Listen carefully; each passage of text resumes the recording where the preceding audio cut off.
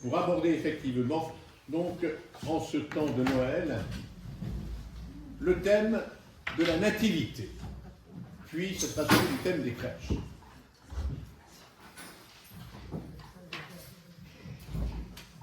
C'est une fresque de la catacombe de Sainte Priscille à Rome. C'est le prophète Balaam à l'étoile et la Vierge à l'enfant.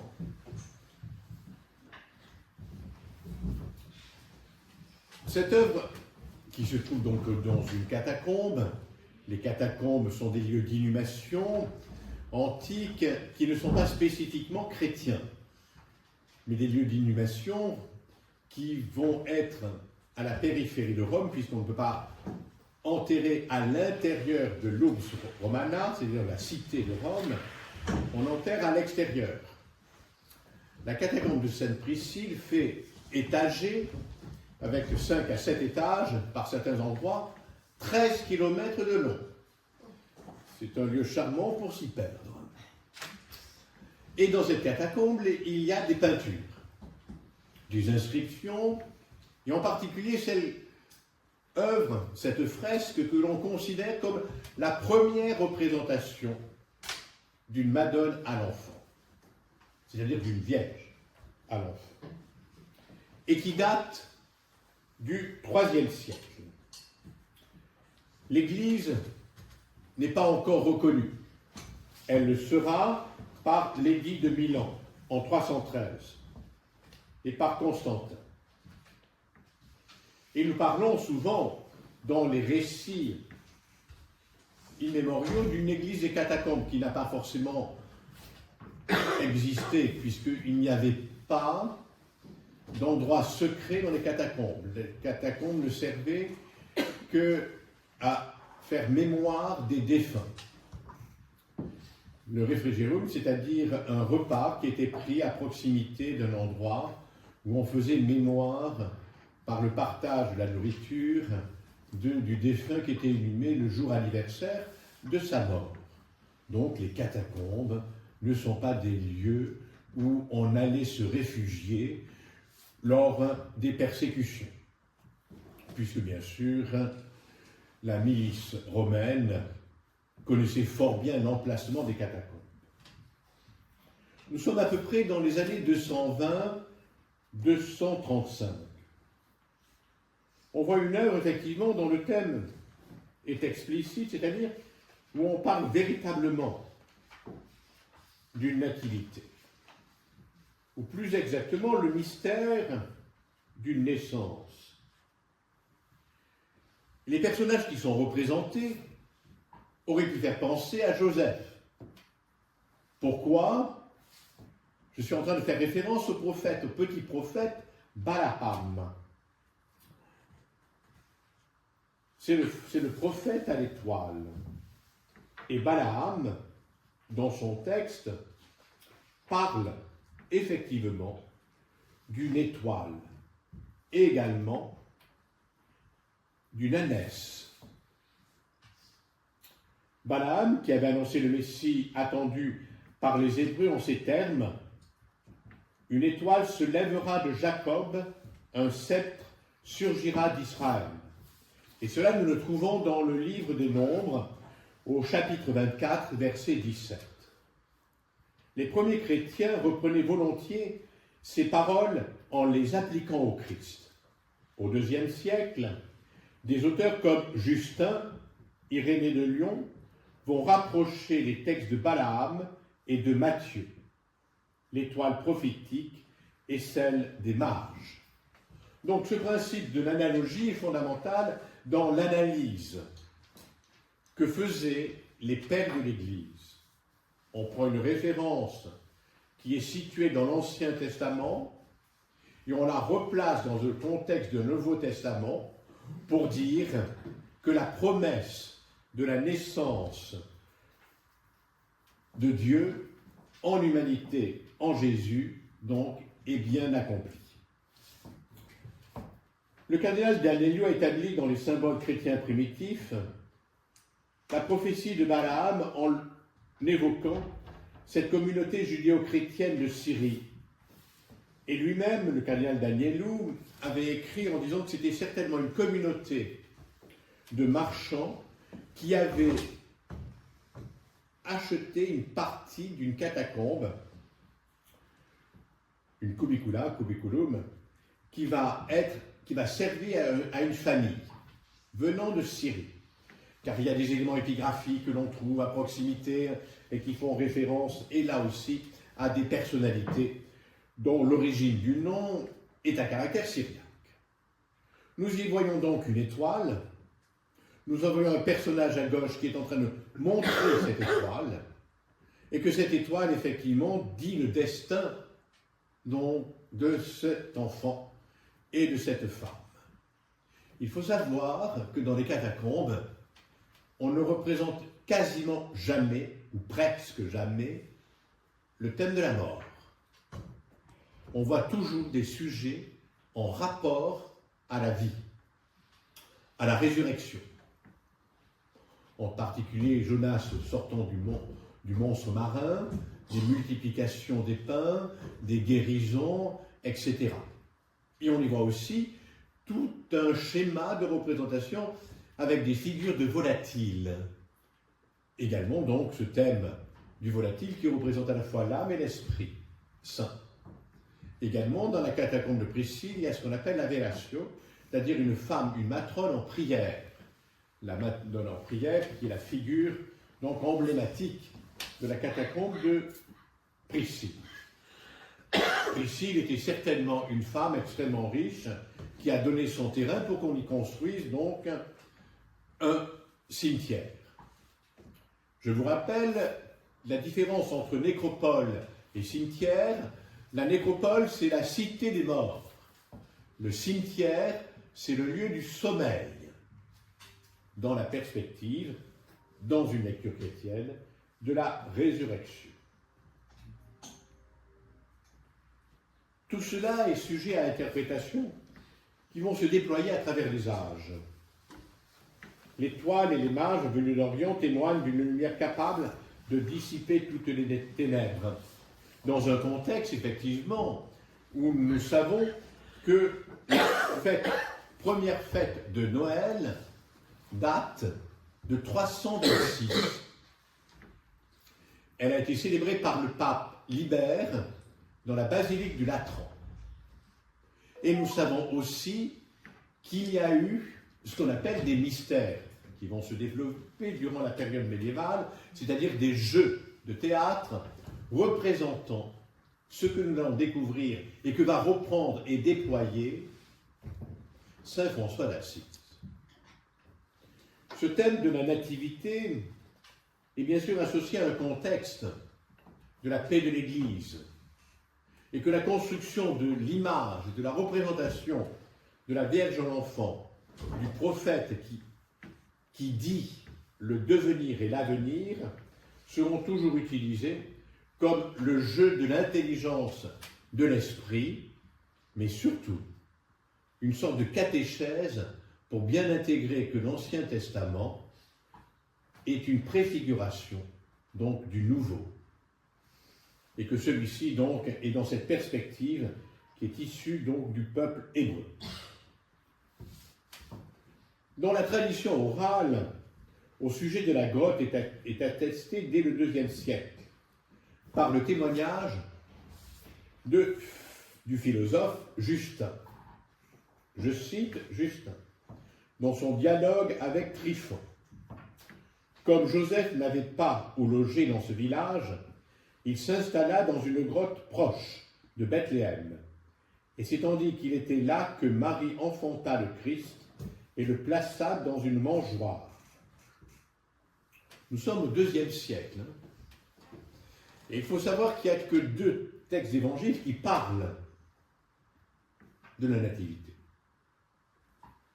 À travers ces textes d'évangile, et surtout celui de Matthieu, il y a ce dessein de dire l'origine de Jésus. Et vous allez voir comment on va procéder dans cette lecture, dans cette image de la représentation des nativités.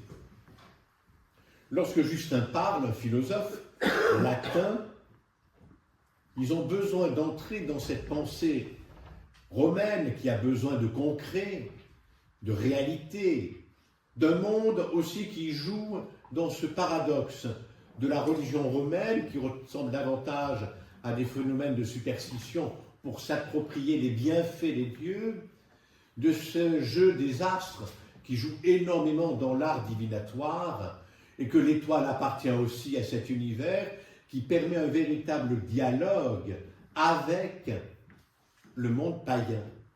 Donc le monde chrétien va emprunter et va s'insérer dans une culture païenne en empruntant et en utilisant les images qui sont liées à l'astrologie. C'est-à-dire que les astres parlent d'un avenir et d'un devenir. Ce que nous trouvons également dans ce monde du Moyen-Orient, avec les grandes traditions des peuples entre le Tigre et l'Euphrate, issus donc de la grande influence du monde assyrien et babylonien. De ce monde antique qui a besoin de découvrir dans les constellations le dessein de leur propre avenir. Cette inspiration et cette présence, nous allons la retrouver à travers des images où l'image est une écriture, qui est l'icône. Une icône, donc, est une représentation, une figuration où l'inspiration littéraire, scripturaire, va surtout être empruntée à travers une série de textes apocryphes. Le pseudo-évangile de Matthieu, le proto-évangile de Saint Jacques, etc., qui seront réutilisés plus tard par Jacques de Voragine lorsqu'il écrira effectivement son texte sur la vie des saints, ce qu'on appelle la légende dorée.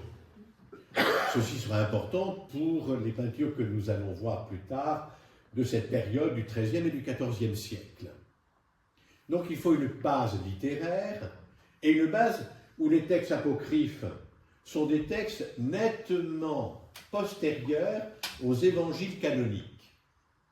Et les textes apocryphes sont des catéchèses qui travaillent beaucoup à partir des images, d'une sorte d'expression populaire de l'image où on joue sur le caractère merveilleux. Alors lorsque vous voyez dans des journaux à sensation, on a retrouvé le testament de Jésus dans un écrit apocryphe que l'Église à tout prix nous cache, soyez très prudents.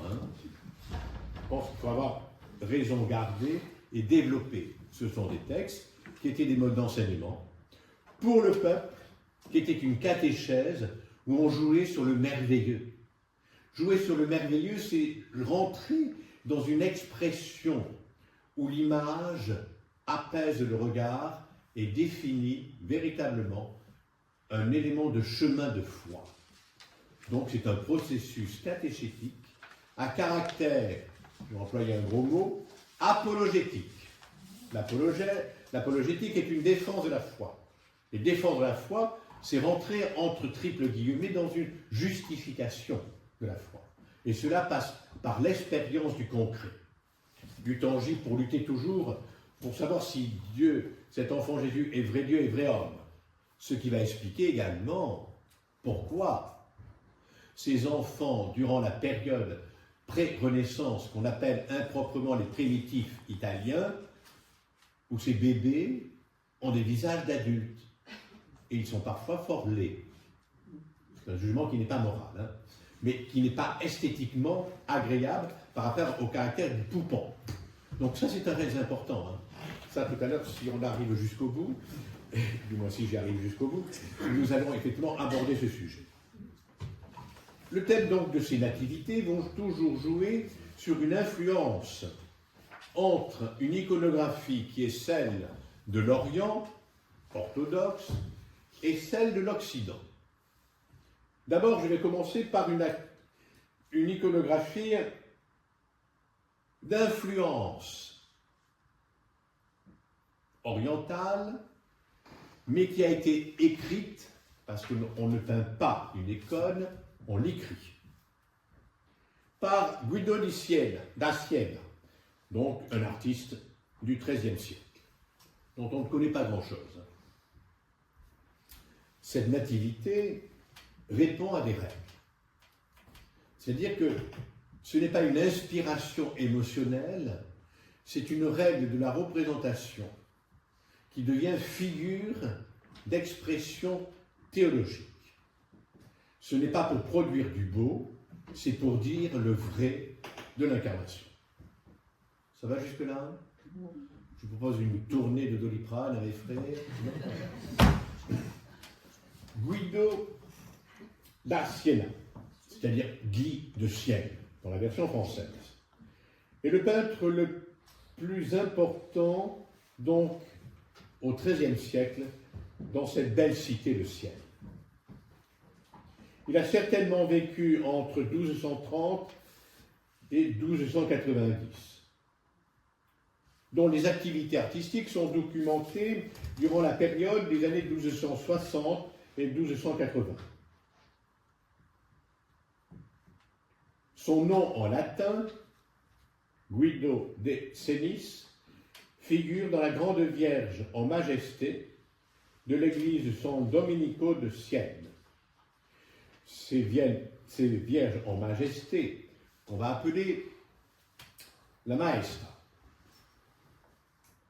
C'est la génération avec celle du grand Duccio, que nous allons revoir tout à l'heure. Cette nativité, qui fait 36 cm sur 47 cm, se trouve aujourd'hui au musée du Louvre, qui faisait partie autrefois donc d'un retable. Ça veut dire que les nativités sont insérées dans un discours imagier de la vie du Christ. Et vous verrez que cet élément est important pour la constitution des retables. Ces retables qui apparaissent donc au XIIIe et XIVe siècle, comme par hasard. Ceci étant dit, à travers la province du sud de la Toscane, vont se déployer de fervents ateliers iconographiques où on va représenter le sujet de la nativité. Guido, au tout début de la peinture italienne, est encore entièrement imprégné du schéma byzantin, que l'on retrouve effectivement en Orient. Mais la chute de Constantinople, c'est 1453. Il y a donc des échanges extrêmement importants. Et la cité où on échange le plus, c'est bien sûr Venise. Autant pour le commerce que pour guerroyer à travers les bateaux et l'arsenal qui sont fournis pour les croisades, pour la fameuse croisade catastrophique de 1204, où les Latins vont massacrer les chrétiens d'Orient, où la blessure reste encore assez vive, surtout à l'intérieur des monastères du mont Athos. Nous sommes dans un monde de ce XIIIe siècle qui a besoin de faire l'expérience de la nature humaine du Christ, ce qui explique les récits que nous avons dans les évangiles concernant la nativité. Il n'est pas apparu comme un dieu païen, un dieu sorti de la cuisse de Jupiter, du moins d'une déesse, ou d'un dieu émergent de je ne sais quelle onde, issu du Parnasse. Il faut donc évangéliser l'image. Et nous savons que les premières images de la nativité datent d'une période que l'on classe au niveau du 7e, 8e siècle. Tout à l'heure, nous verrons la Vierge tendresse de Vladimir, dont le modèle initial date de 875. Ça veut dire qu'il y a un discours imagier qui va perdurer dans le temps. Ici, nous avons une grotte dans laquelle est allongée Marie. Les peintres italiens du XIIIe siècle considèrent que Jésus a successivement habité 3 grottes, toujours issus des textes au cours de sa vie. Ces 3 grottes, le sein de sa mère, avant sa naissance. Le sein de sa mère. Tout à l'heure, je vais vous dire quelque chose qui va vous surprendre. La grotte de Bethléem et le sépulcre. Donc, les 3 temps. Premier temps qui est celui de cette fécondité, de cette croissance au sein de Marie. Ensuite, la naissance, puis le sépulcre, le lieu de l'inhumation. Ici, la grotte, elle a la forme d'un sein. Eh oui. Et ça, c'est important. Ça, c'est important parce qu'elle dit à la fois le sein, elle dit la grotte de Bethléem, mais elle dit aussi le sépulcre. Parce que le lieu où Jésus a été déposé, dans cette fameuse mangeoire, est un tombeau. Nous avons ici le commencement, la fin et l'accomplissement. Dans l'obscurité d'une nuit, ce que nous retrouvons dans le vêtement de Marie allongé. Le vêtement noir, cette tunique de Marie, donc dit également déjà la mort. La Vierge est entourée d'une sorte d'auréole écarlate qui symbolise à la fois le dénuement de la nativité.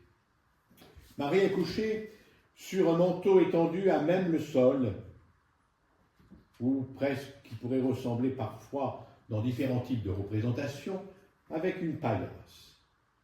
Mais en même temps, par sa teinte qui est celle de la pourpre impériale, parce que ce noir n'est pas noir, c'est un noir, c'est une couleur pourpre, c'est-à-dire un rouge violacé soutenu. La couleur pourpre, c'est la couleur impériale. Et là, nous avons une théologie qui est manifestée, qui est dit Marie, mère de Dieu.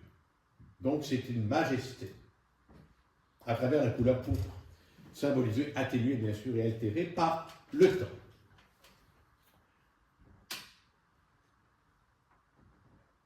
Et cette couleur pourpre dit surtout la divinité du Christ.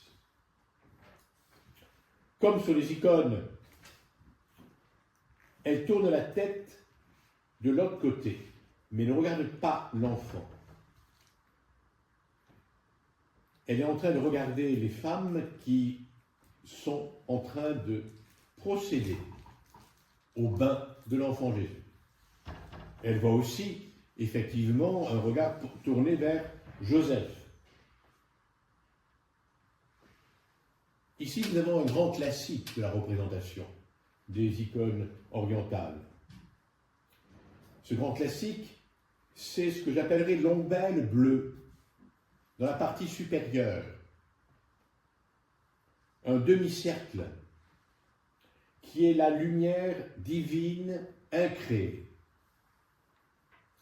D'où se détache un rayon de lumière et une étoile que nul n'avait encore jamais vue, et qui s'arrête au-dessus de la mangeoire, où Jésus est couché, enveloppé de bandelettes. Il est lumière née de la lumière, vrai Dieu né du vrai Dieu. Les bandelettes de l'ange préfigurent le linceul du Christ, et la mangeoire de Pierre, son tombeau. Il est vrai que Dieu est à la fois vrai Dieu et vrai homme, concile d'Éphèse, credo de Nicée-Constantinople, concile d'Éphèse concernant la nature même de Marie, concile Constantinople concernant Dieu, homme, vrai Dieu, homoousios, vrai Dieu et vrai homme. Et nous avons bien sûr l'âne et le bœuf de la tradition prophétisée par Isaïe au chapitre 1, qui veille étroitement sur lui. Je reparlerai de l'âne et du bœuf, rassurez. Au-dessus de la grotte, 6 anges adorent l'enfant Jésus. 6. 6, c'est le chiffre de ce qui est inachevé. 7, c'est le chiffre de la perfection. nous avons ici une sorte de degré, d'échelle. On pourrait faire éventuellement une analogie avec l'échelle de Jacob, de la croissance qui monte vers le divin. Ça veut dire que 6, les anges, révèlent le divin dans l'unique représentation de l'enfant. Ce qui fait que l'accomplissement de la perfection ne peut naître que du mystère de l'incarnation, donc, et de cet enfant qui se révèle et qui se dit véritablement. Vous voyez donc comment on joue dans ce rapport-là. De ces petits détails que l'on voit à droite, un personnage en prière, ce personnage en prière qui a été amputé par la photographie, donc c'est un ermite. Et en essayant de creuser un petit peu, il s'agit de ce qu'on appelle les pères du désert, les anachorètes, de ceux, les stylites, qui vivent sur une colonne et qui vivent un ascèse profond, ou de ceux-mêmes qui vivent dans des grottes, qui, par la suite, à travers différentes traditions, sous l'égide de saint Pacob et de saint Antoine du désert, vont déployer la fondation de ce qui vont devenir les premiers moines. Tout cela nous permet de comprendre qu'à travers ce thème de la nativité, il y a bien plus que ce que nous croyons voir. Alors les deux femmes, on n'en parle pas bien sûr dans les évangiles. Les deux femmes sont nommées, c'est Zélénie et Salomé, les deux sages-femmes que Joseph est allé chercher à Bethléem, d'après l'évangile apocryphe du proto-évangile de Jacques, qui a tant inspiré l'art médiéval. Joseph est assis à l'écart. Il a sa main, il a sa tête qui est posée sur la main. Et il s'interroge.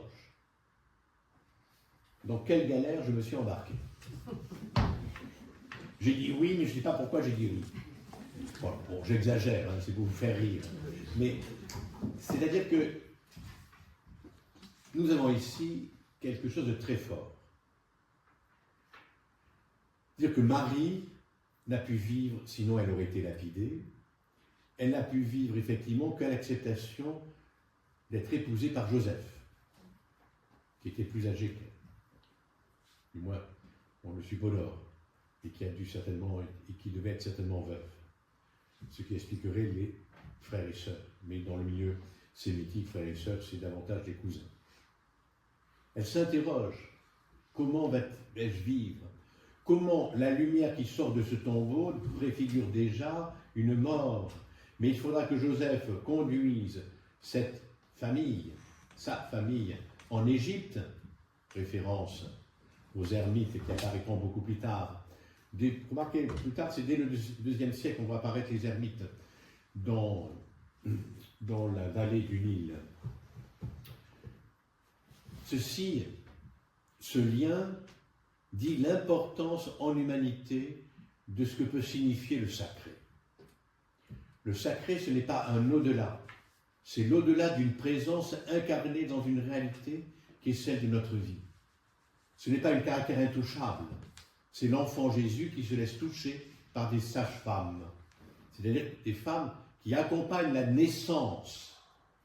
Ça veut dire aussi que Dieu a besoin des hommes et des femmes. Nous voyons également cette représentation avec le chien qui parlait. Le chien, donc, toujours signe de cette fidélité. Mais ce mystère d'une œuvre qui est siennoise et qui vit les influences, et qui dit les influences véritables du monde de l'Orient. Alors, la crèche de Grécia. Il était une fois un certain François d'Assise.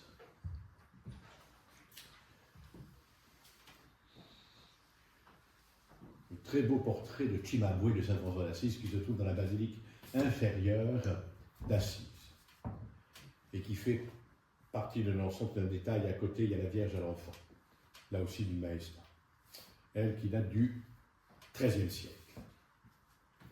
Saint François d'Assise, né dans les années 1181-1182. après une vie agitée de cette tendre jeunesse, il va opter pour Dame Pauvreté. Et il aura cette vocation qui va être celle de la vision du Christ en croix à San Damiano, à Saint-Damien. Après, donc, il recevra les stigmates en 1224 au monastère de l'Alverne. Mais, entre-temps, il a vécu une vie assez extraordinaire. Extraordinaire dans le sens d'un homme qui a dépouillé et qui a rendu humain la foi et qui est passé des dieux en majesté très éloignés à un Christ de proximité et de compassion qui joue sur l'ordre du sensible et des émotions.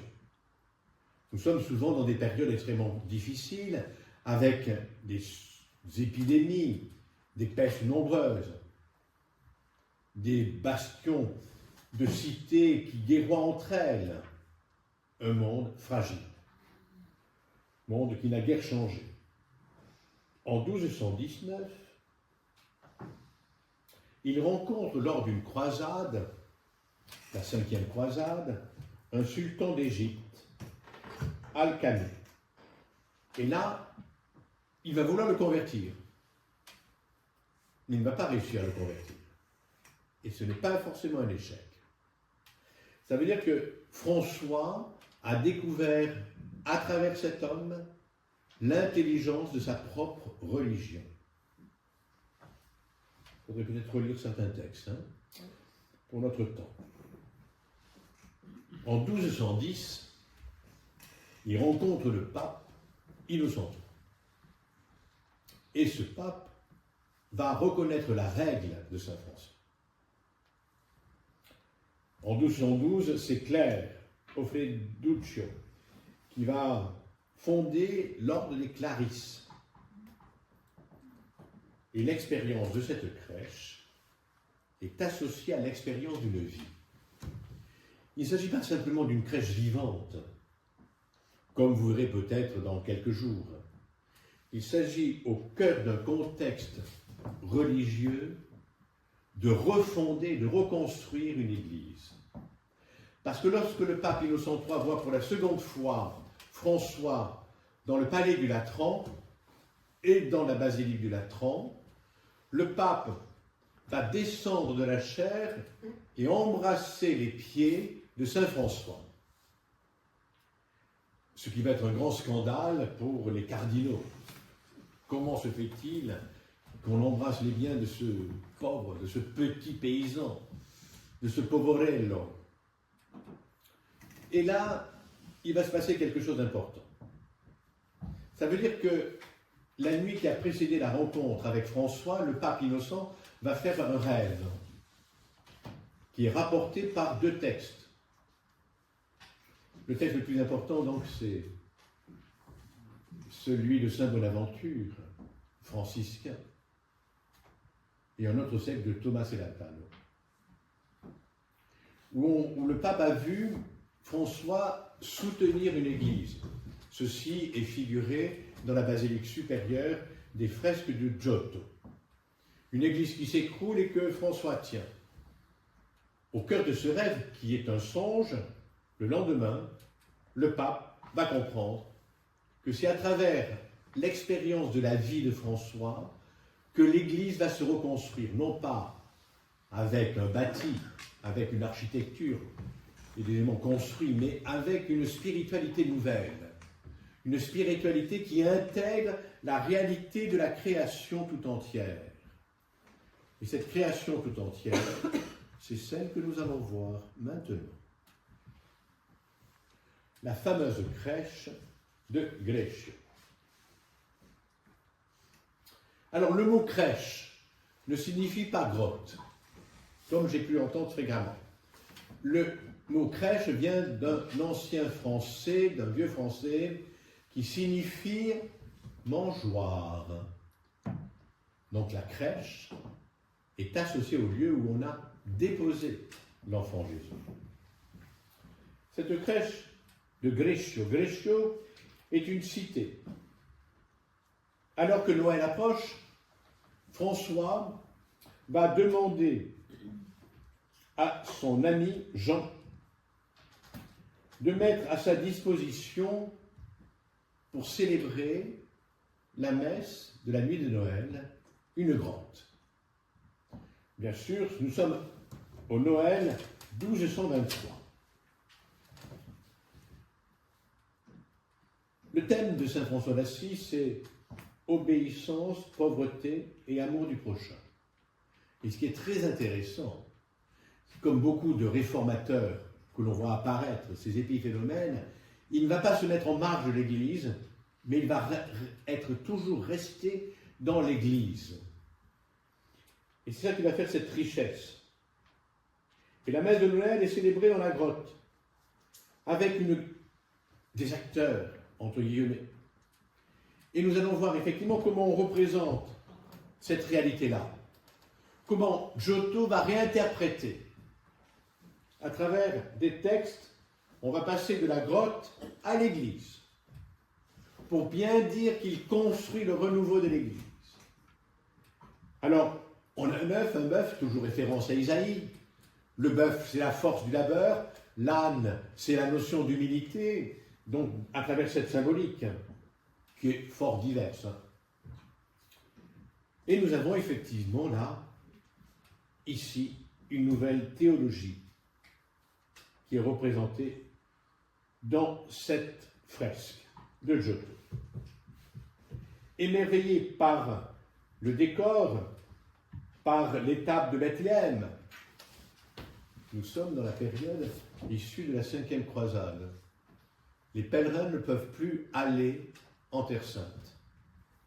Saint François, qui n'a pas inventé la crèche, parce qu'auparavant il y avait toujours des mystères, c'est-à-dire des jeux scéniques qui avaient lieu soit devant les églises ou à l'intérieur des églises. Et le thème de Mystère Ministerium vient de ceux qui jouaient, les acteurs, qui étaient donc des personnes du culte, c'est-à-dire acolytes, prêtres, diacres, etc. Il porte une statuette. Il ne porte pas un enfant. Il va porter cette statuette et la déposer dans la mangeoire. Et en déposant cette statuette, certains fidèles vont, au premier rang, vont voir cette statuette bouger. C'est ce que rapporte, bien sûr. Alors là, nous sommes véritablement dans une apologétique, une sorte de justification. Ça veut dire quoi? Ça veut dire que si ces poupons, entre guillemets, bougent, ça veut dire que l'incarnation est vraie. Et que l'interprétation qui est donnée au-delà du regard, dans la matérialité de l'objet immobile, devient vraie. Qu'est-ce qui se passe durant cette période-là, au XIIIe siècle, qui va aboutir à un fameux miracle en 1263, le miracle de Bolzano. Nous sommes bien avant 1223. C'est la grande période où on doute de la présence réelle au sein de l'Eucharistie. On se dit que c'est qu'un symbole et non pas une réalité.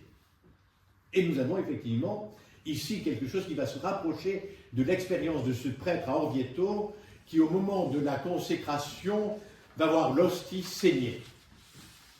Vous avez cette représentation par Raphaël dans les chambres de la signature dans le palais du Vatican, dans le musée du Vatican. Donc, la présence est fondamentale. C'est durant cette période également où, à Paris, on va élever l'hostie pour la voir. Ça veut dire qu'il va y avoir une communion à travers le regard qui va dépasser, à certains moments, dans la tradition chrétienne, la communion, effectivement, dans l'ordre de la consommation de l'hostie. Vous voyez comment l'intégration de cette réalité opère véritablement une conscience de sens. Maintenant, qu'en a fait notre bon Giotto? Alors là, je vais me lever et je vais vous décrire le sens apporté. J'espère ne pas prendre mes pieds à travers ses pieds. Et j'espère que ça va marcher. Alors, nous sommes dans une église. Nous sommes à l'intérieur du sanctuaire. Et les choses sont vues derrière le jubé. Donc vous avez le jubé, vous avez la chaire, vous avez la croix, la croix de San Damiano, de Saint-Damien. Là où il y a eu le choc de la conversion. Vous avez le groupe de ces personnages qui sont des notables. Et ces notables sont à l'intérieur du sanctuaire. Et d'un côté les hommes, de l'autre côté les femmes. Comme il se doit, bien sûr. Là, vous pouvez rire, hein, merci. Et là, vous avez le ciborium.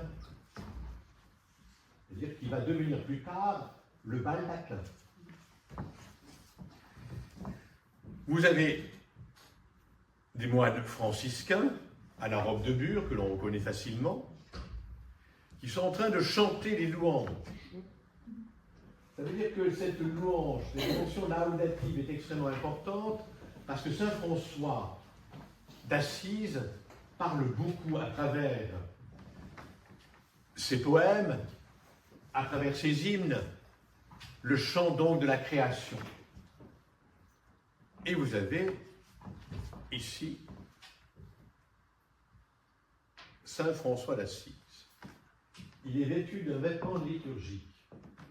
Saint François d'Assise n'a jamais été ordonné prêtre par humilité. Il a été ordonné diacre, ce qui veut dire serviteur. Et là, il a ce poupon, cette statuette, cette représentation de l'enfant Jésus. Alors maintenant, comment pouvons-nous interpréter la symbolique qu'a voulu donner au cœur de cette représentation notre bon Giotto di Bondone, peintre du début du XIVe siècle. Ici, la chair, c'est la parole, le récit et le texte, entouré de 4 cierges, les 4 évangiles. La chair, c'est ce qui fait le lien entre le jubé qui sépare, l'enclos qui sépare la nef du cœur, du sanctuaire. Donc, comme on lit une image de gauche à droite, il faut passer par la parole, la proclamation de la parole, le commentaire de la parole, et découvrir que l'image prolonge et interprète donc ce commentaire. Ici, c'est un lutrin. Lutrin pour les chants. Ici, vous avez le calendrier des fêtes liturgiques. Vous avez donc François, et on dépose cet enfant dans ce qui est la figuration d'une mangeoire, associée à côté à des moutons qui préfigurent également la mort de Jésus-Christ à travers la dimension du sacrifice de l'agneau pascal. Mais il dépose au pied de l'autel. Ça veut dire effectivement qu'il y a une analogie avec la célébration qui a lieu. Vous avez le prêtre ici vécu en chasuble, associé à des acolytes. Eux sont du côté de la consécration de l'autel avec ciboire. Et là, nous avons effectivement François, qui a revêtu un bonnet selon la mode de l'époque, et cet enfant, qui est Jésus, mais qui a donc cette auréole. Les personnes auréolées ici sont François et le Christ. Donc, Giotto, c'est le début de la peinture moderne. Vous allez me dire, mais en quoi c'est la peinture moderne? Pour vous, la peinture moderne, c'est Picasso, hein? Pourquoi? La peinture moderne, c'est lorsqu'on va s'affranchir de la tradition orientale. C'est-à-dire les fameux fonds dorés, l'or. C'est-à-dire qu'on va passer d'un univers de la transcendance et du divin pour entrer dans une réalité, une incarnation qui met en scène le thème de l'humanité. Ça veut dire que nous sommes dans la réalité du quotidien de la vie. Et que le fait de représenter le ciel bleu, alors que ce n'est absolument pas les configurations naturelles à l'intérieur d'une église, hein, mais c'est davantage cette interprétation où on va au-delà de l'architecture, au-delà de la vérité formelle des figurations de l'Église pour entrer dans le cœur du cœur, dans le sens même de ce qu'est la crèche, c'est-à-dire cette vérité de l'incarnation associée au contexte de l'époque, à la fois culturel et religieux et également politique.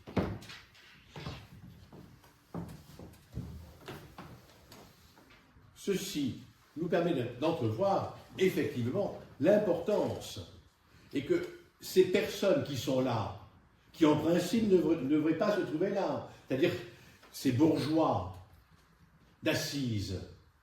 Le père de Saint François d'Assise était drapier. Je ne vous dis pas le choc qu'il y a eu quand son charmant bambin, son fils a voulu devenir et s'est exclu et a voulu abandonner toute richesse. C'est-à-dire que la pauvreté, ce n'est pas simplement une dépossession, c'est un sens de vie que Saint François d'Assise va nous permettre de découvrir. Et vous voyez comment les choses s'opèrent ici, dans l'interprétation, lieu de la parole, mystère de la croix sacrificielle, qui devient passage parce qu'elle est au-dessus de la porte par laquelle les femmes passent dessous, et à droite, le ciborium, ce baldaquin, qui représente donc l'Église qui célèbre l'Eucharistie. Voilà. Nous retrouvons ces éléments-là, ces éléments. Mais c'est assez extraordinaire, hein, l'intelligence de réinterpréter pour donner un sens que je vais qualifier d'encore de très fort. Et voici un autre sens, avec Benozzo Gozzoli, un peintre qui m'est cher. Pourquoi? Parce que c'est l'élève de Fra Angelico. Alors si vous allez à Florence, hein, allez voir l'exposition consacrée à Fra Angelico. Moi, je n'ai vu qu'un reportage, mais c'est assez extraordinaire. Bon, c'est bien que je n'y aille pas, j'aurai un arrêt cardiaque. C'est bien. Parce que parfois, la beauté peut provoquer des émois très très forts. Benozzo Gozzoli, le thème de la crèche ici, ce que j'appellerais l'innocence de l'enfant. En 1452, le Florentin Benozzo Gozzoli, élève de Fra Angelico, peignit pour les franciscains de Montefalco, en Ombrie, un cycle de fresques dédié à François. C'est donc des représentations de la vie de Saint François d'Assise. Plus de 2 siècles se sont écoulés depuis l'époque du Poverello. Et de nombreux chefs-d'œuvre avaient progressivement pérennisé une vision un peu irréelle de François. Filtrés par la culture de la Renaissance, les fresques de Montefalco auraient pu se limiter à une faible élégance. Cette élégance fragile, dénuée d'engagement spirituel. Cependant, Benozzo Gozzoli va préserver au-delà du langage raffiné de son temps le trésor de la tendresse franciscaine, de la spiritualité franciscaine. Particulièrement la scène de l'adoration de Greccio. D'une très grande subtilité, nous voyons effectivement dans ce domaine de l'enfance la tendresse de la vérité de l'être. L'enfant n'avait pas de valeur, sauf lorsqu'il commençait à travailler. Ce qu'on appelle communément l'âge de raison, dont des fausses interprétations, était de 7 ans. Mais l'âge de raison, c'était qu'il allait au labeur. Il allait garder les moutons, entre autres, ou garder d'autres réalités, d'activité rurale ou de travail. Benozzo Gozzoli garde cette tradition et le début de cette renaissance sous l'influence de Fra Angelico, parce qu'il remet ce texte en image à l'intérieur d'une église. Qu'est-ce qui permet de reconstruire l'église? Qu'est-ce qui permet de définir le sens même de l'église? À la fois bâtiment, mais aussi communauté de croyants. Si ce n'est la tendresse de l'amour divin, vécu à travers l'expérience du sensible et au cœur de la réalité de notre monde. Nous sommes donc dans le goût de la Renaissance, puisque on voit apparaître les pilastres empruntés à un vocabulaire architectural antique. Nous voyons apparaître effectivement la graduation de l'élévation de la nef aux 3 niveaux, les grandes arcades, la verrière et l'ensemble des oculis de ces représentations donc, par lesquelles passe la lumière qui passe à travers une représentation qui associe l'influence à la fois gothique mais la Renaissance. Les fidèles ont préféré au XIVe et XVe siècle une relation plus intime avec le divin, ce qu'on va appeler effectivement la dévotion moderna, dont j'ai fréquemment parlé ici même.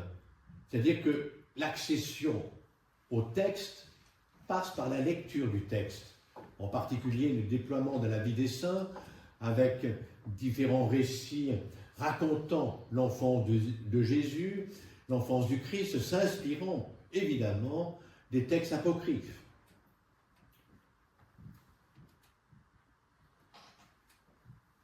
Le baiser exprime l'amour de l'homme pour Dieu et de Dieu pour l'homme. L'étreinte dit la proximité du Très-Haut, qui s'est fait tout petit. Le message de Noël, c'est la fragilité. Dieu se fait fragile. Pour accéder à cette intimité, il faut que l'homme lui aussi se fasse petit et accepte de redevenir enfant. Ça, c'est la grande thématique de la pensée franciscaine. Tout autour se dispose dans l'hémicycle une douzaine de personnes. Par le jeu de la perspective et du fait de leur position à l'égard au sommet d'une estrade, ces spectateurs apparaissent comme éloignés, comme distants. L'on voit à droite à gauche. On a inséré les tables à l'intérieur de l'église, à droite, avec l'âne et le bœuf. On voit effectivement ces femmes qui sont un peu en retrait, toujours sur une estrade. Mais celui qui fait le lien, au cœur de tout cela, c'est cet enfant que tient par la main à gauche la femme. C'est la femme qui tient un enfant. Alors vous savez qu'en latin, enfant, c'est celui qui est sans parole, c'est celui qui ne parle pas. À travers le Verbe incarné, l'image qui est donnée ici, c'est la foi de l'amour qui donne croissance, qui donne vie.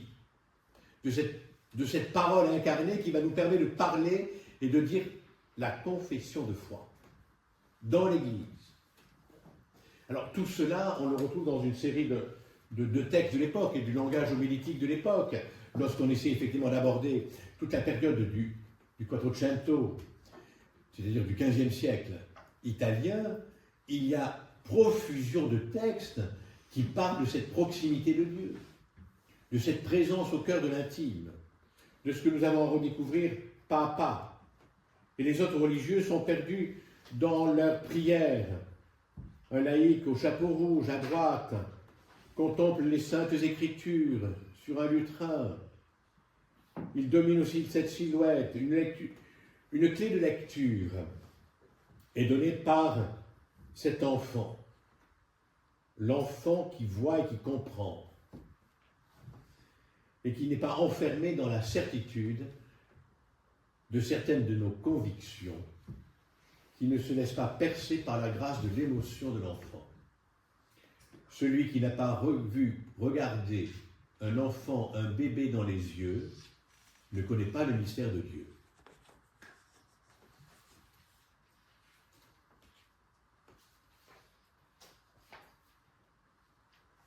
Ici, la nativité de Giotto, qui reprend les éléments classiques.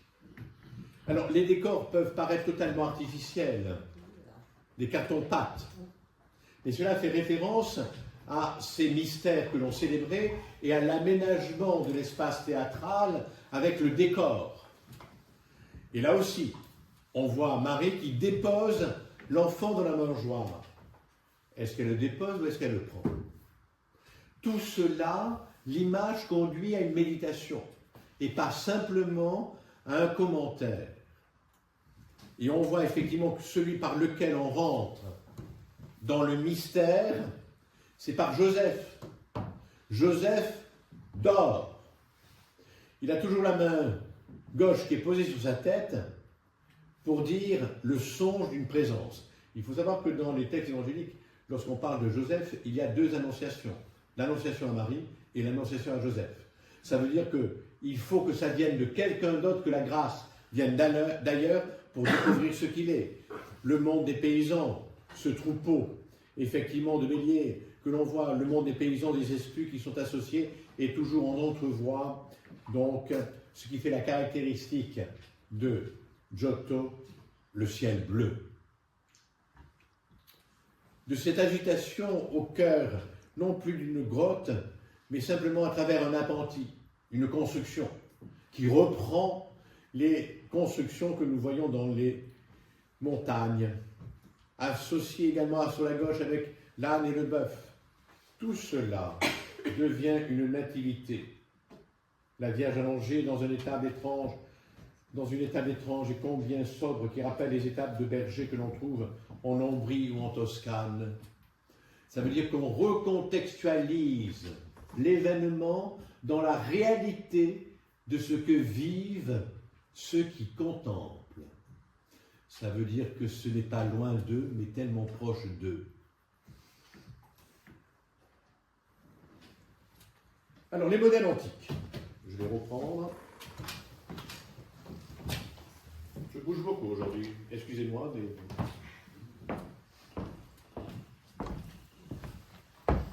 Il y a bien des éléments inspirants. Les sarcophages. Le sarcophage du IVe siècle. Alors ça, on pourrait faire toute une étude des sarcophages représentant la nativité. Nous voyons la Vierge Marie. Nous voyons un pasteur, quand je dis pasteur, c'est un berger, et nous voyons les mages. Nous voyons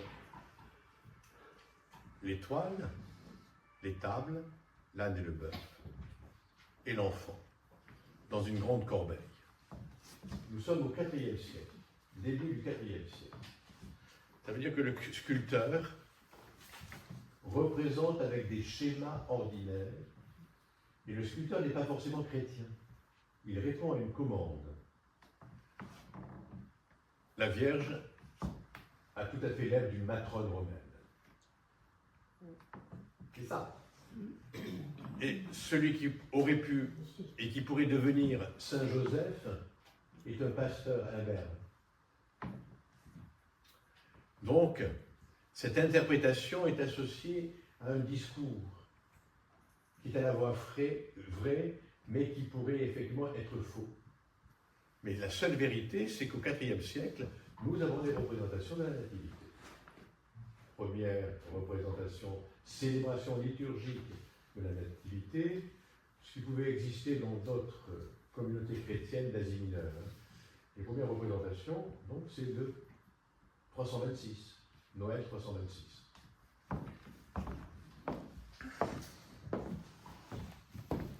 Maintenant, faisons un bond. Alors, la famille des Pisano. Nous avons donc ici Nicolas Pisano. Alors, Nicolas, c'est dans la version italienne. Hein. Ne dites pas qu'il manque un S. Hein. Voilà. Une chaire, c'est-à-dire un lieu de la parole. Une chaire qui a 7 piliers, avec les lions qui soutiennent la force de la foi. Ça veut dire que cette chaire-là qui est placée dans la nef du baptistère, c'est Giovanni Pisano qui fera la chaire de la cathédrale de Pise. Et vous savez que dans le Camposanto, vous n'êtes peut-être pas allé à Pise, hein, mais dans le Camposanto, il y a de la terre qui est venue de Terre Sainte, une terre venue de Terre Sainte dans laquelle on inhumait les notables, et ces notables empruntaient des sarcophages antiques. Voilà. Mais ici, il y a tout le cycle qui va être représenté, donc, à travers c'est de forme octogonale. L'octogone, 8 côtés, c'est le chiffre de la résurrection. Les 7 piliers, c'est les 7 dons de l'esprit. C'est-à-dire le chiffre 7, la perfection.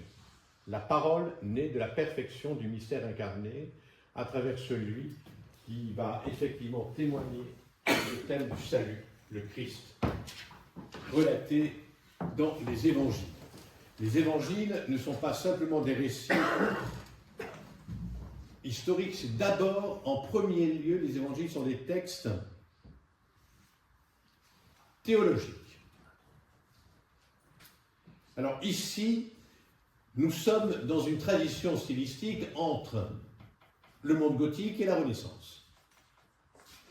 Emprunté avec des images, entre guillemets, des sculptures, en bas-relief ou haut-relief, version en saillie, dans le marbre. Et comme c'est assez courant durant cette période, autant sur le plan de la représentation peinte que des éléments sculptés, dans ce panneau, il y a à la fois l'Annonciation, vous avez l'ange ailé à gauche, la Vierge Marie, qui a l'air légèrement effarouchée. Et devant elle, vous la retrouvez de nouveau, avec effectivement, là aussi, les mêmes thèmes que nous avons vus tout à l'heure dans l'icône de Guy de Sierre. Sur le plan stylistique, il y a une très grande précision. Et vous retrouvez effectivement cette majesté divine que nous allons voir tout à l'heure, brièvement, donc à travers les maestas. La présence de ces panneaux où il y a un véritable cycle de lecture qui va de la naissance, de l'Annonciation, jusqu'à la résurrection. C'est-à-dire que les panneaux que vous avez entrevus tout à l'heure dans la cuve de la chair représentent ce qui est lu. L'image accomplit le texte. Et voyons maintenant dans ce parcours quelques petits panneaux et tableaux où je vous rappelle qu'ici il y a la vision de la bienheureuse Claire de Rimini à droite, une sainte donc de la ville de Rimini. Nous sommes au XIVe siècle. C'est certainement donc une prédelle, c'est-à-dire un panneau inférieur d'un retable qui se trouve entre la table d'autel, la prédelle et le retable.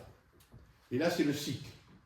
C'est-à-dire un cycle retraçant le grand sujet fondamental qui est celui de l'incarnation de la vie du Christ. Et là, nous voyons, passons de cette nativité à la crucifixion jusqu'à la vision. Je reprends.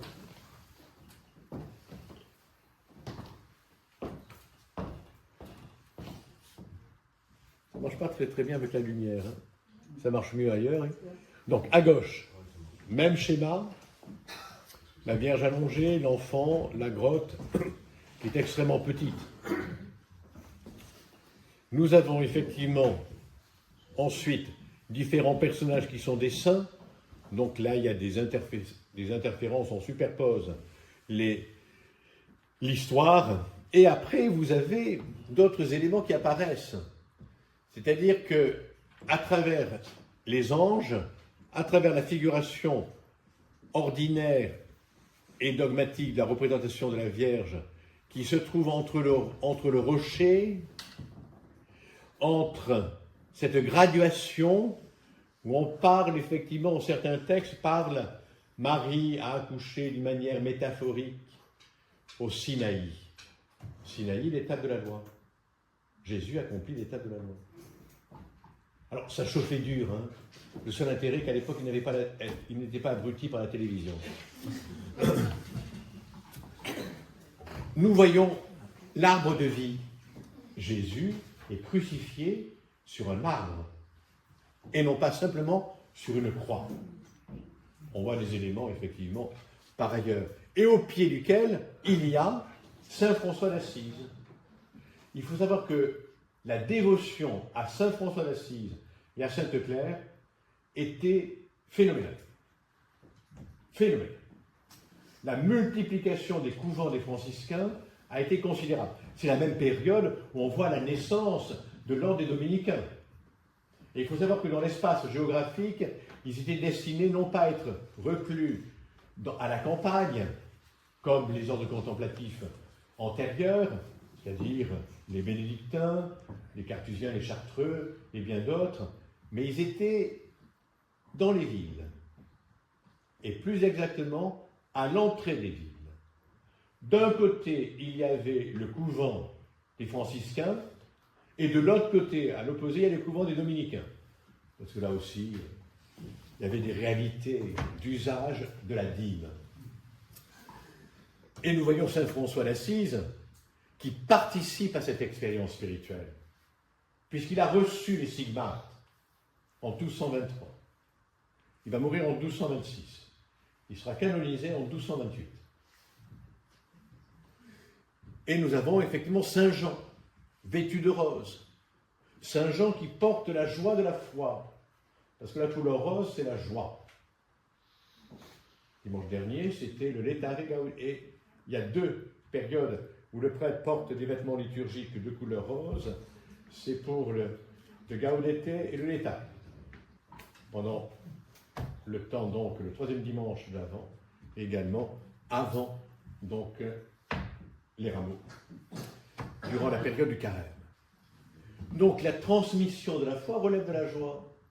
Et c'est tout cela que l'on retrouve avec l'image de Claire de Rimini, où on voit l'apparition du Christ, qui est représenté ressuscité, vêtu de blanc, et sur son côté, donc, on y voit donc l'eau qui coule, l'eau et le sang. Donc cette transmission dit à la fois l'usage que l'on peut découvrir à travers toute la symbolique qui met bien en scène ces éléments. Alors on revoit ici même la graduation, différents saints qui apparaissent, en partie inférieure. Après, nous avons la représentation des trois rois mages, puis des panneaux de série, ce qu'on appelle les panneaux de série, c'est-à-dire de commentaires visuels entre la lecture qui nous est faite ici, donc des grands temps de la vie du Christ. Et ça va très vite. Hein. Naissance, crucifixion, inhumation, descente au limbe, résurrection et glorification, donc le thème de l'ascension. Mais là, on a gardé les fonds dorés. Et nous sommes effectivement plutôt vers la fin des années 1280. Taddeo Gaddi, un peintre extrêmement intéressant, Taddeo Gaddi. Ici, il y a une sorte de naturalisme qui va réapparaître. Malgré les fonds dorés, il y a du mouvement. Il y a le mouvement de l'incarnation associé à ce que nous verrons dans quelques instants, à travers la gestuelle des bergers, à travers la présence de Joseph, qui est en prière devant Marie. Donc il nous a une modification. Hein, c'est-à-dire que la prière est un acte de confiance. Avant, il était dans un acte d'interrogation et de méditation.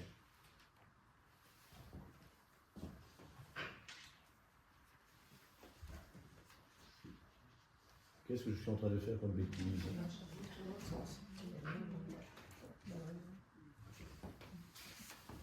De nouveau Taddeo Gaddi. Alors, ce sont des petits panneaux qui faisaient partie d'une série de retables. Hein. Bon, après, ça c'est... On les a vendus, ils ont été disloqués. Vous avez à gauche un diacre qui est en train de préparer l'autel. Il est vêtu d'une dalmatique. Tout à l'heure, François d'Assise était revêtu d'une dalmatique. Le prêtre est en train de prendre le calice et d'apporter à droite, vous avez Saint François d'Assise. Saint François d'Assise est représenté à droite portant l'enfant Jésus, et Saint François d'Assise est représenté à gauche en train de préparer donc l'autel pour la liturgie. Et nous avons la figuration, une représentation où c'est un lieu qui est celui donc de l'Église. Et l'Église, donc dans cette abside, dans ce cul-de-four, on y voit toujours le thème bleu. Alors l'Église ne devait pas être ouverte, On va associer l'étable, la grotte, la crèche dans un même espace visuel. Donc cet espace visuel met bien en scène que la crèche, c'est déjà le commencement de la fondation de l'église de Pierre. Et ça, vous ne pouvez pas vous imaginer la révolution que l'ordre des franciscains a provoquée.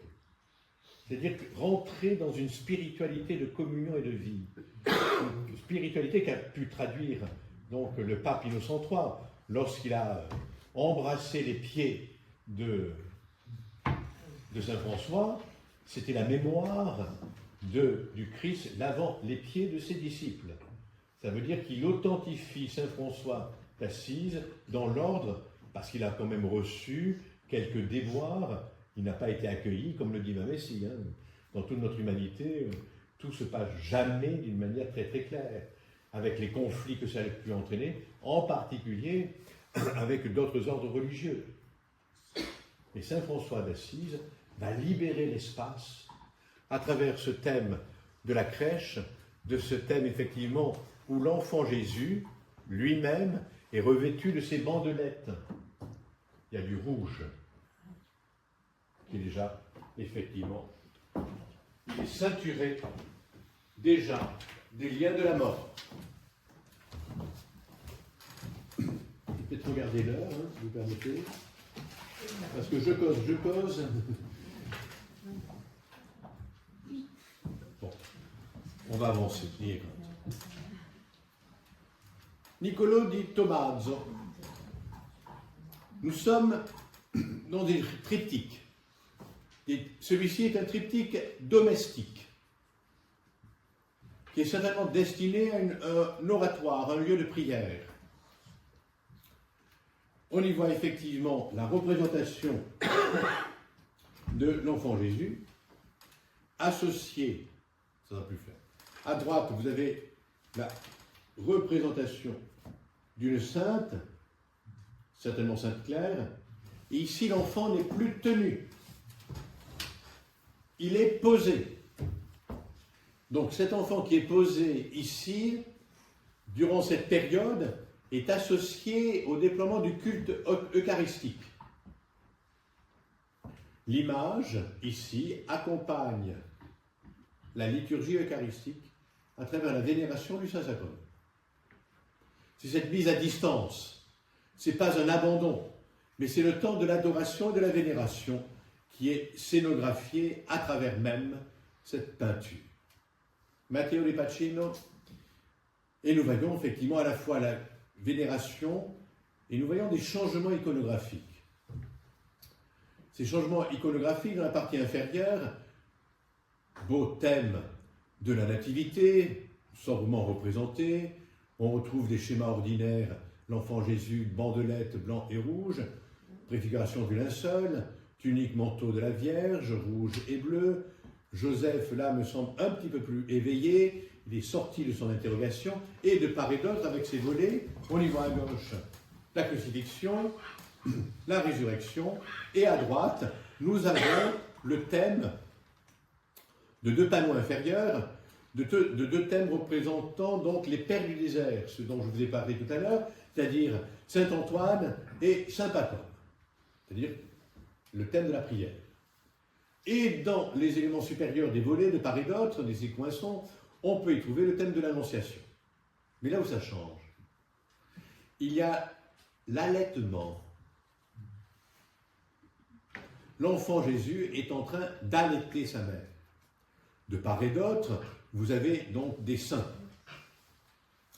À gauche, vous avez Saint Pierre. En face de lui, au premier plan, vous avez Saint Paul, un autre personnage que je n'ai pas identifié. Et de l'autre côté, vous avez donc Sainte Catherine d'Alexandrie. Mais ceci met bien en scène le temps que cette incarnation et de cette humanité qui naît d'une proximité. On va passer du thème de la Vierge Marie au thème des majestats, c'est-à-dire des majestés qui représentent à la fois la Vierge Marie, mais qui représentent aussi l'emblème des cités. Le bienheureux, bientôt Saint Fra Angelico, toujours le thème de la vénération. Fra Angelico est dominicain, donc le thème de la contemplation est important. Ce n'est pas le thème de l'abandon, mais le thème du dépouillement. Et ici, le maître de la Nativité, di Castello, on voit les bergers. Mais là, ce qui est extraordinaire, c'est l'apparition du paysage. L'apparition également de ce que l'on voit à côté de l'étable, dans la partie supérieure, d'une église qui est détruite. L'œuvre est destinée à un couvent franciscain. La gloire est révélée et l'appel des bergers que l'on voit sur la gauche au-dessus. Donc la représentation de Saint Joseph extrêmement altérée par le temps. Et nous avons la Vierge Marie qui est en prière devant l'enfant Jésus. La Vierge, l'icône de la Mère de Dieu, Vierge de tendresse. Ici, ce dont je voudrais vous parler, c'est... Alors, la représentation elle-même date du XIIe, c'est-à-dire la période où elle a été écrite. Elle est vêtue comme une religieuse orthodoxe. Elle est vêtue du noir, qui est celui de l'inhumation de l'être pour laisser apparaître la présence de Dieu. Le noir, c'est la couleur aussi du deuil, entre autres. Mais c'est la couleur de l'attente, pour les pères de l'Église, le noir est la couleur de l'attente de la lumière intérieure. Et nous avons effectivement des étoiles.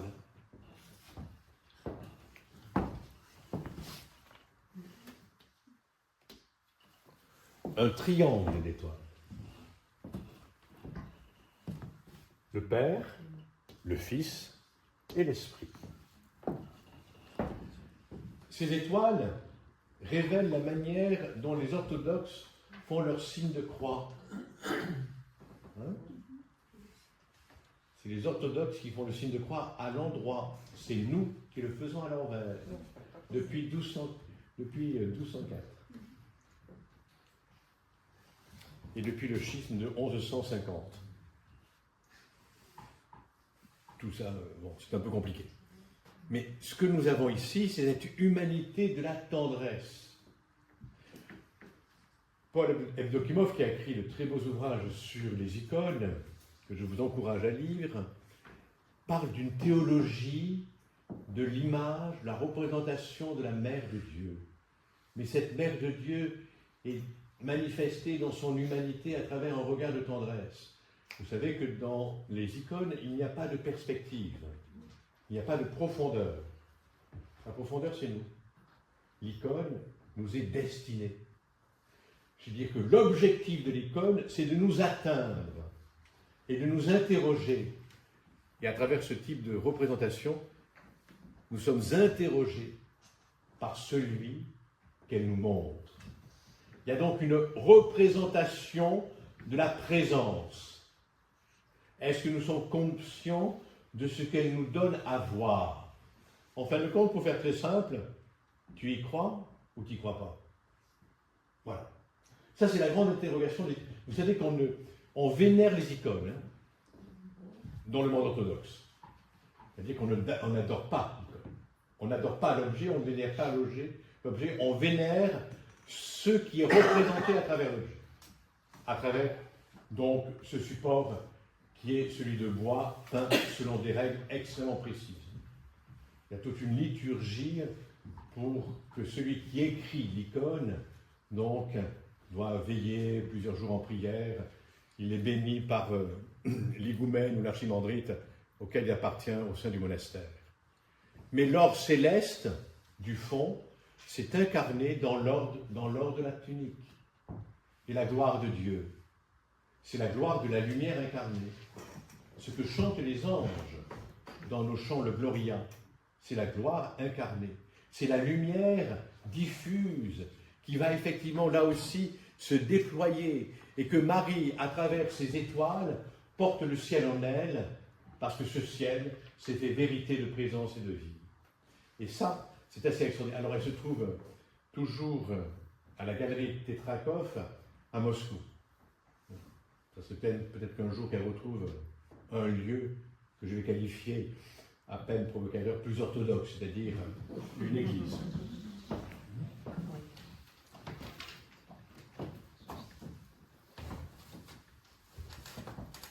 Mais c'est assez extraordinaire. Hein. Peut-être qu'un jour je ferai une petite récollection sur le thème des icônes. Du moins les icônes, c'est-à-dire les 12 fêtes orthodoxes à travers les icônes. Les Vierges en majesté. Alors les Vierges en majesté, ça c'est le rêve absolu. Les 3 grandes Vierges, lorsque vous allez au musée des Offices, vous avez une salle, vous avez 3 majestats. Et là vous pouvez faire une étude de brillants historiens de l'art que vous êtes pour savoir un petit peu comment ça se passe. Quelles sont effectivement les différences. Les différences que l'on peut qualifier de stylistiques. Mais ce que je vais m'attacher brièvement, c'est la différence de sens. La Maestà de Cimabue. Cimabue est considéré comme le père de Giotto. Quand je dis le père artistique, le maître de Giotto. Nous retrouvons toute la configuration des thèmes d'influence byzantine. Le fond doré, la graduation et l'absence de perspective, le nombre ici qui a changé des anges, ils sont au nombre de 8. 8, c'est celui de la résurrection. C'est 4 plus 4, j'étais nul en maths. Hein. J'étais assez fier d'être nul en maths, mais ça c'était un peu provocateur par rapport à ma prof de maths, qui était ce qu'elle était. Bon, je ne vais pas régler les comptes maintenant, c'est un peu tard, que Dieu ait son âme. Mais, c'est-à-dire qu'il y a une conscience des choses qui s'incarne dans un sens symbolique que joue beaucoup. Tout l'ancien, si vous lisez effectivement la construction du temple de Jérusalem, chez le prophète Ézéchiel, on joue sur la qualité du nombre, la qualité bénéfique du nombre qui accomplit cette harmonie que nous retrouvons effectivement durant la période de la Renaissance, avec le nombre d'or, tous ces chiffres et ces nombres qui nous permettent de comprendre le sens de l'équilibre, de la création. Alors ici, donc, nous sommes sur un trône de majesté. Nous sommes ici dans la représentation de la Mère de Dieu, enfant. Et là, ces œuvres appartiennent à d'immenses retards. Alors, Cimabue a peint dans un atelier qui se trouvait de l'autre côté de l'Arno, et il était à côté du Palais Pitti, je crois, si mes souvenirs sont bons. Et lors de l'achèvement de l'œuvre, on va porter en procession l'œuvre donc de cette Maestà, cette Vierge en majesté. Et cette procession va être l'objet d'une fête assez extraordinaire. Et on va l'installer dans une des églises de Florence. Ici, nous avons 4 prophètes dans la partie inférieure. Nous avons Isaïe, nous avons David, psalmique, et nous avons 2 autres petits prophètes qu'il est difficile d'identifier. Nous avons cette structure qui est une cathèdre. La cathèdre, c'est le siège de l'évêque, et le siège de l'évêque, il donnera, bien sûr, comme vous le savez, le nom cathédrale. Ça veut dire que Marie, dans sa majesté, et à travers l'hommage qui lui est rendu, le culte marial, Marie n'existe qu'à travers le fait de porter l'enfant. Un orthodoxe, lorsqu'il voit une vierge uniquement sans l'enfant, pour lui, c'est très étrange. Il ne parlera pas d'hérésie, parce qu'il connaît la faiblesse de l'Église d'Occident, comme nous connaissons les faiblesses de l'Église d'Orient. Nous savons effectivement, non, voilà. C'est-à-dire que Marie n'est vraie dans son authenticité théologique et spirituelle que lorsqu'elle porte, lorsqu'elle-même est trône. Elle-même est trône. Les vierges trônantes de la période romane, les vierges noires, les vierges de majesté où la sculpture apparaît relativement tard, dans l'expression de la foi. Avec Giotto, on a une sensibilité beaucoup plus forte. On a une recherche de perspective. Et Giotto, lui, va déployer effectivement au cœur de cette cathèdre, de ce trône, la dimension de l'Église, où il y a à la fois associé dans la représentation de ce que nous avons vu tout à l'heure concernant le tabernacle, le baldaquin. Ici, nous avons le thème de ce qui apparaît à l'époque, les tabernacles, où on a la Sainte Réserve. Alors auparavant, c'était dans une chapelle latérale, et les premiers tabernacles étaient conçus comme des colombes, qui étaient suspendues.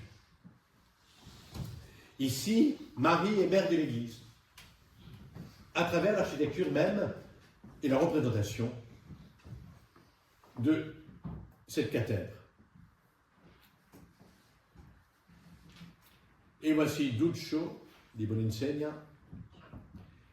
Ici, nous sommes dans le drapé. C'est-à-dire que les anges, au nombre de 6, tiennent un drapé. Le drapé, c'est le rideau.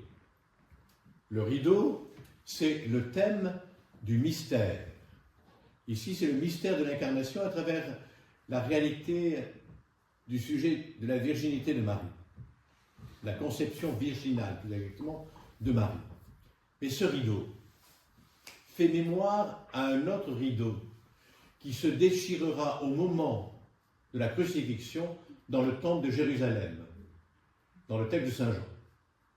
Le rideau se déchire pour transférer la présence divine dans le Christ en croix. La première des confessions, c'est ce centurion, vraiment celui-ci est fils de Dieu. Le rideau qui se déchire transfère le sacré, non plus d'un lieu, mais à une présence divine révélée par le Christ. C'est ceci, entre autres, qui est manifesté. Et pour achever votre calvaire, l'image de l'incarnation. Dans les premières représentations byzantines que nous avons vues, l'enfant va obéir au même code précis pour ceux qui sont utilisés pour les mères. Solidaire du fond d'or, où son auréole l'enchâsse. Il doit se tenir immobile à l'image du monde divin qui est celui de l'équilibre. Inaltérable et impassible, qui est le sien, de face et les lèvres serrées, même lorsqu'il tête, pour signifier le silence qui est voie vers Dieu. Selon le type d'icône, le petit époux se tient sur les genoux de sa mère, sur son bras gauche, ou contre sa joue. Les peintres lisent les pères de l'Église. Eusèbe de Césarée, notamment qui écrit au tournant du IIIe et IVe siècle, je cite, « La nature du Christ est double. En tant qu'il est reconnu comme Dieu, sa nature est comme la tête par rapport au corps, et elle est comparable aux pieds en ce que, pour notre salut, il a assumé une humanité aussi faible que la nôtre. Les pieds sont nus, sont dénudés, sont non chaussés. Et ceci dit quelque chose de très fort. Lorsque vous voyez dans des représentations les pieds nus du Christ, c'est dit qu'il a véritablement foulé la terre. Il s'est déchaussé de sa nature divine pour nous faire comprendre véritablement qu'il s'était homme. Et véritablement homme.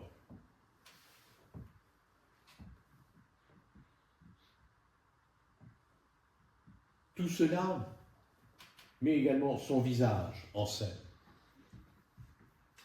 Son visage est d'abord celui d'un jeune adulte ou quelquefois d'un petit vieux, qui est, comme dira Huysmans, lors d'un voyage en Italie, ces voyages d'enfants ratatinés comme confits dans de l'alcool.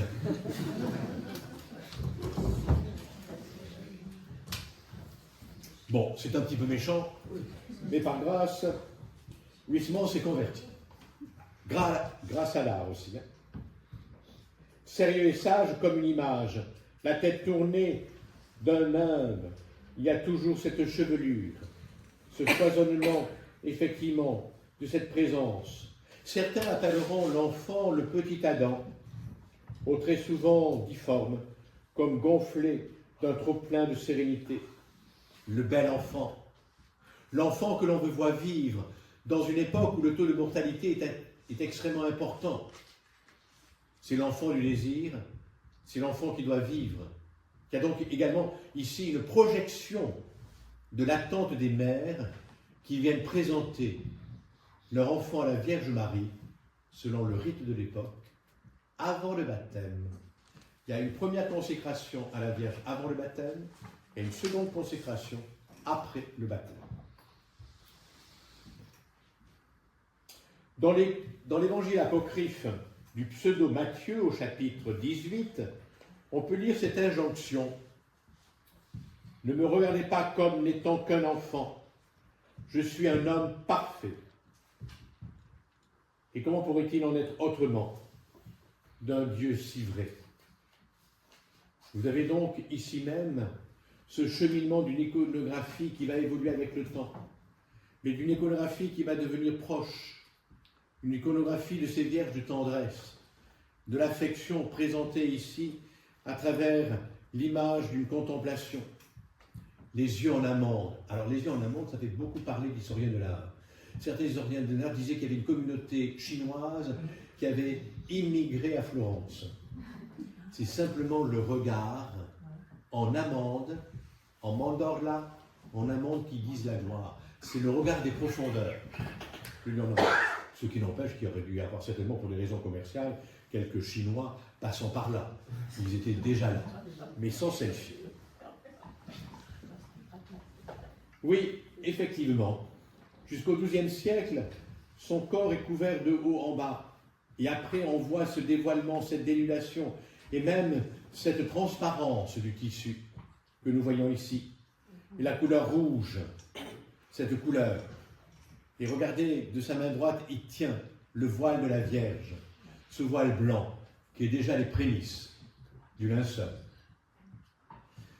Ceci nous permet de dire effectivement qu'au cœur de l'expérience qui est la nôtre, au cœur de cette évocation de l'histoire de la crèche, au cœur de ces thèmes de la nativité qui ne sont que des portes entrouvertes, il faudrait encore beaucoup de temps pour avoir le plaisir d'échanger. Je vais vous souhaiter un très joyeux Noël.